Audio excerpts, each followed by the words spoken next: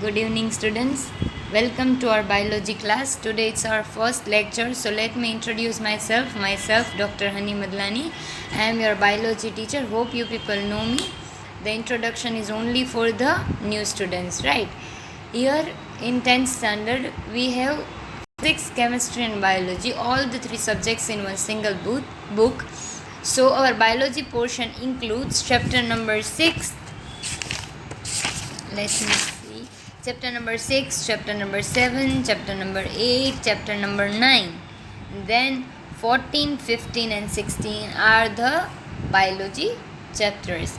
Today we will start with our introduction chapter number 6, that is life processes. See what you people understand by the life processes. What is the basic meaning of biology? Biology means the living world, the living organisms. We will study about the living organisms in the world. Living organism in the world includes the living things like plants and animals. Right? How do we understand the difference between something which is alive or which is dead? Or you can say not alive. See, if dog is running, cow is shrinked, a man is shouting loudly on the street, are the things we think that these people are living. But what if there is no movement seen in a particular person? If someone is sleeping, or you can say someone is asleep, then what do you understand? That person is alive or dead? No, that is also alive. What if person is there in coma? Then also the person is alive. Then what is the difference between alive and dead? How you will know that it is a living thing or a non-living thing? The basic processes, the life processes which occurs that consider the particular organism as a living or non-living is a breathing, respiration, or you can say breathing, respiration, excretion, transportation. All these particular things include the movement. See, movement from one place to another. See, there is difference between locomotion and movement. The way I am sitting, I just moved to this side is a movement, whereas locomotion is from going one place to another is the locomotion. Clear? The different things, the different words, the movements, the visible movements. If someone is breathing deeply, then you will be able to visibly see the movement of breathing. But if someone is breathing normally, you won't be able to see the particular movement of the breath. That doesn't mean that person is not alive. The person is even though alive, even though you are not able to see the particular movements of breathing. Clear? Now we already talked about the movement and locomotion as well. The next paragraph, the last paragraph of the first introduction is about molecular movements. You might be knowing about the molecular movements.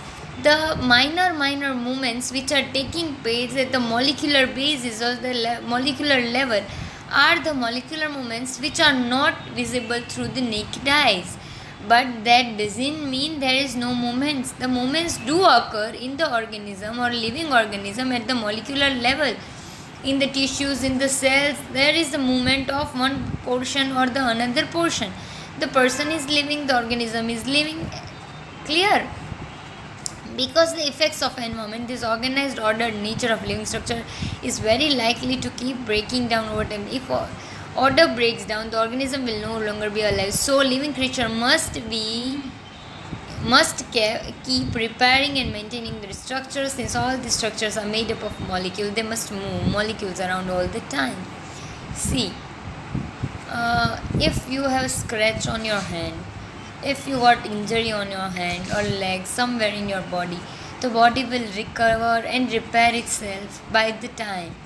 See, if this movement or doesn't occur, repair and maintenance of the structure doesn't happen, then you can't say that person or the organism is living. If the recovery occurs, see, there are some reasons when recovery doesn't occur or repair doesn't occur. There are few reasons, but normal individual do show the repairing and maintenance of that particular structure, and that's the reason we can consider them as a living. What are life processes? See, here we will learn about various life processes. See, first of all, we will learn about the definition of life processes. If you want, you can note down the definition. Life process: the basic functions performed by various living organisms for the maintenance of their life on earth are called life processes. For example, nutrition, respiration, transportation, excretion, etc.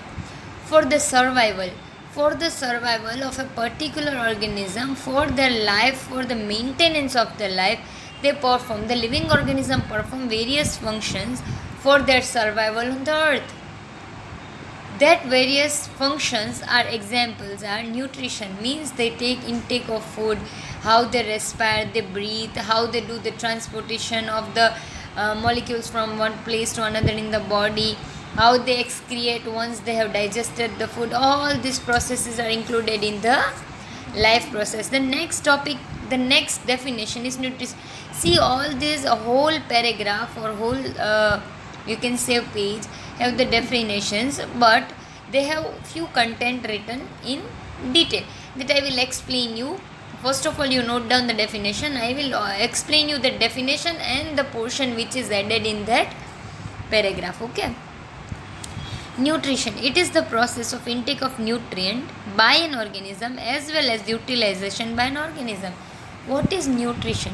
Nutrition means intake, means to take the nutrients, particular amount of nutrients by the organism, and after taking that nutrients to utilize, to use that particular nutrition for the various activities or the purpose is known as nutrition. See, there is difference between nutrition and nutrients.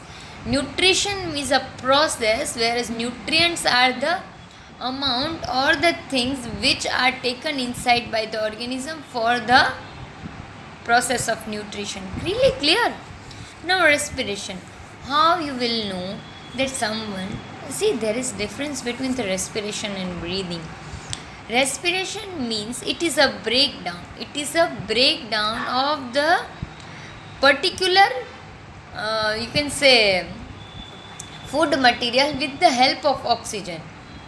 In the presence of oxygen, the food material is broken down. We were knowing since days that breathing and respiration are same. Inhalation and exhalation of oxygen and carbon dioxide is known as breathing. Breathing means inhalation and exhalation of the oxygen, whereas breakdown of the food material in the presence of oxygen is known as respiration. See, there is vast difference between both these definitions, so please make sure you don't mix up these definitions. Respiration: the process of acquiring the oxygen from the outside, or you can say atmosphere, and using it in the process of breakdown of food material for cellular need is known as respiration. Now, what do you understand by the cellular needs? A particular cell has a nucleus and it performs its own functions for the various activities. So, for that also a particular cell needs oxygen for the breakdown of the food material. Every cell in the body needs energy for performing various functions. And for breakdown of that thing, there is need of oxygen because we are aerobic organisms. What do you mean by aerobic and anaerobic? Aerobic means those organisms who needs oxygen for their survival, whereas anaerobic are the ones those who don't need oxygen for their survival. Clear? Now we will talk about transportation. What do you understand by the transportation? The process in which substances absorb in one part of the body and moves to other part of the body is called transportation. The movement of the things or the substances from the one part of the body to the another part of the body for the or you can say at the target organs where they are needed is known as transportation. We will learn in detail about transportation in this chapter. There is a particular topic of heart in which we will learn about circulation, and circulation is the thing which we will learn in detail for the transportation. Now excretion, the process in which the waste materials produced in the cells of the body are removed out of the body. See, we know what is excretion. excretion. We will learn in detail about this excretion also in this chapter. Now let me just have fast revision or the quick revision of this page. Since the maintenance processes are needed to prevent damage and breakdown, energy is needed for them. The energy comes from the outside of the body of an individual. So there must be a process of transfer of a source of energy from outside of the body of the organism, which we call food. Right, to the inside, and the process we commonly called as nutrition. If the body size of the organism is to grow, additional raw material will also be needed from outside. Since life on earth depends on carbon based molecules, most of these food sources are also carbon based. Depending on the complexity of the carbon sources, different organism can then use different kinds of nutritional processes. See, any of the organisms need for the damage, you can say, if something is damaged in the body, for the repair and maintenance of that particular damage, the body needs food or energy. From where we will get this energy? We will get this energy from the food. Right, we will get this energy from the food. Where we will get food? Food we will get from the outside of the body. Sometimes the food with intake is broken down in the form of sugar, and it is glucose, and it is provided to the particular cells as a food, right? So for the growth of the organism, there is a need of the food that we have learned in the form of nutritions and nutrients. Clear? The outside source of the energy could be quite varied, since the environment is not under the control of the individual organism. These sources of energy, see, I have told you respiration. This whole paragraph is all about respiration. We take the energy from the outside as in the form of various food materials, that is proteins, lipids, carbohydrates, etc. But body doesn't understand all these things, right? Once we take the food is broken down, and finally it is converted in the form of glucose, and that glucose is used by the body. For the breakdown of this particular things, the body needs oxygen, and that particular process of breakdown of the food materials in the presence of oxygen is known as respiration. Clear? Hope you people are understanding this, right? In the case of single celled organism, no specific organs for taking in food and exchange of gases, removal of the waste may be needed, because the entire surface of the organism is in contact with the environment. But what happens when the body size of the organism increases and the body design becomes more complex? In multicellular organism, all the cells may not be direct contact with the surrounding environment. Thus, simple diffusion will not meet the requirement of the cells.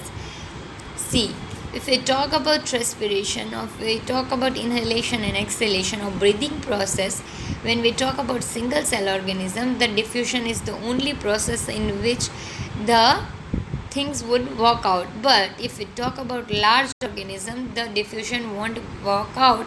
At that particular time, we need the organs or the system, whole respiratory system is needed for the inhalation and exhalation of the gases. Clear?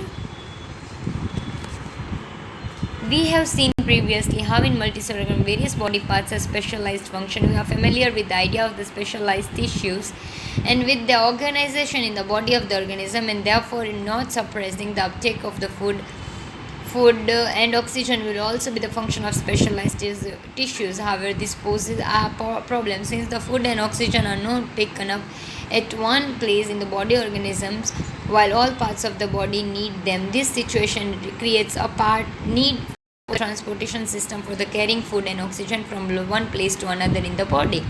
When chemical reaction use the carbon sources and the oxygen for energy generation, they create byproducts that are not only useless for the cells of the body. See, during the process or reaction, the body produces harmful substances as well, or the waste material also, that should be removed through the process of excretion. I told you the definition of excretion. Okay. Multicellular organisms are followed. A specialized tissue for the excretion will be developed. In our body, the whole system of excretion has been formed. That is the system of kidney, which is used. Kidneys are used for the excretory purpose.